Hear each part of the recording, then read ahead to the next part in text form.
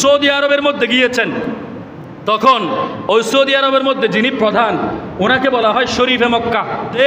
শরীফে মক্কার কাছে ওই মক্কা শরীফের কিছু আলেমরা বলতেছে হিন্দুস্তানের জমিন থেকে একজন মুশরিক এসেছে। নাউজুবিল্লাহ। নবীর এলমের সাথে, আল্লাহর এলমের সাথে তো মিলিয়ে ফেলেন। আপনি তো বলতেছেন নবী এলমে গায়েব জানে। নবী কি জানে? এলমে গায়েব জানে। আপনি এই কথাটা বলতেছেন। ইমাম আহমদ রেজা খান বলতেছেন অবশ্যই আমার দয়াল নবী এলমে গায়েব জানে। বলতেছে কিভাবে জানে?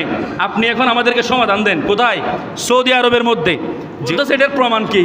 বলতেছে আমি তো এখানে হজ্জের মধ্যে আসছি, কিতাব নিয়ে তো আমি আসি নাই, কোনো ধরনের কিতাব নিয়ে আমি আল্লাহদের এখানে আসি নাই। তোমরা একটু ধৈর্য ধরো, আমি তোমাদের জন্য কিতাব ব্যবস্থা করতেছি। ওই অবস্থার মধ্যে ওনার কাছে কোনো কিতাব নাই।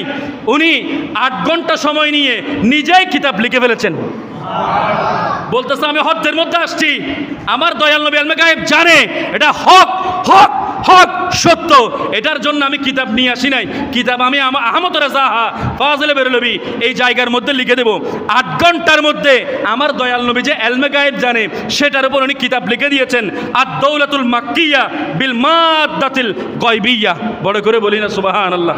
শরীফে মক্কা যিনি আছে উনি বলতেছেন উনি যে কিতাবটা লিখেছে এই কিতাবটা পড়া হোক। ওই কিতাবটা পড়া হচ্ছে। ও শরীফে মক্কা যিনি আছে ওনার গায়ের লোমগুলো দাঁড়িয়ে গেল, ওনার গায়ের লোমগুলো দাঁড়িয়ে গেল, ওনার কলমের মধ্যে এশকে রসুল পয়দা হয়ে গেল। ওই অবস্থার মধ্যে উনি দাঁড়িয়ে বলতে লাগলেন হযরত ইমাম আহমদ রেজা, তোমরা যার বিষয়ে আমার কাছে অভিযোগ করেছো হিন্দুস্তানের জমিন থেকে যেই আলা হযরত এসেছে, উনি দুনিয়াবি কোনো এলম দিয়ে আমাদের কাছে নবীজির এলমে গায়েব প্রমাণ করে নাই। আমি শরীফে মক্কা বলতেছি ওনার কাছে আল্লাহর আতই এলম আছে।